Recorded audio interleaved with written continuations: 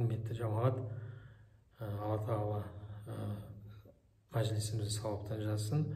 Бүгін тақырып таджвид жайында және үлкен бір маңызды мәселе жайында. Осы ережені білмеген адам көбінесе жасайтын қателік, мынау ташдид деген бар ғой, екі әріп, шадд ташдид, соны айта алмай кетеді. Ташдидті өзі бірінші әріпте сукун тұрады, екінші әріпте харекет тұрады, фатха, каср немесе дамма. Сол бірінші әріпті жеп қояды, толық айтпай кетеді. Өйткені оны осы қазір айтатын ережені білмеген үшін. Ол ереже әріп сукунмен болған кезде үш түрлі заманмен созылатын екен. Соны білу керекпіз. Оны білмейтін адам ташдидті кәдімгідей айта алмайды екен. Дұрыс. Асығып болған бірінші сукунмендегі әріпті асығып тез айтады, бірден көшіп кетеді екінші әріпке ташдидті. Сонымен бірінші әрібі айтылмай кетеді. Сондай болады. Осы ереже жайында енді мынандай үш неге бөлінеді, үш топқа. Ол бірінші топ ол кафта әріп және қалқалы әріптері. Қалқалы әріптер және кафта.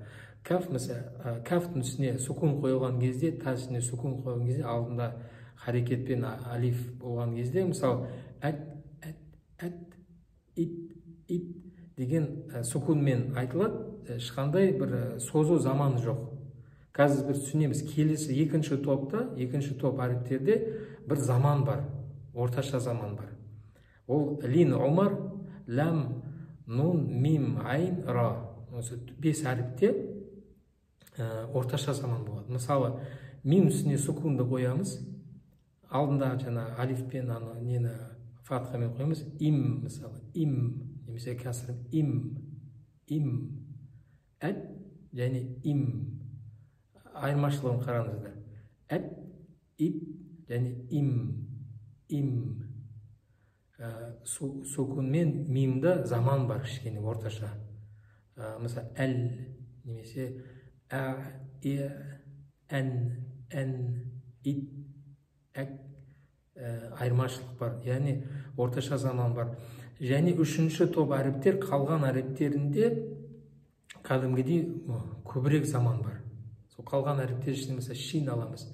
Әш, иш, mesela син, әс, ис, бисми. Мысалы, ха әріп, mesela. Яхья, их. Кәдімгі заман бар. Сукунмен әріптес үстіне сукун тұрған кезде кәдімгідей заман бар, созылады. Осы заманды білу, сақтау өте маңызды. Оны білмейтін адам ол тез айтып кетеді, асығып, әсіресе ташдидті ол қатты білінеді. Ташдид айтқан кезде екінші әріпті айтам деп, шаддада соған бірінші әріпті толық айтпай кетеді, және бір екі әріп айтылмай кетеді. Сондай қателік жасайды.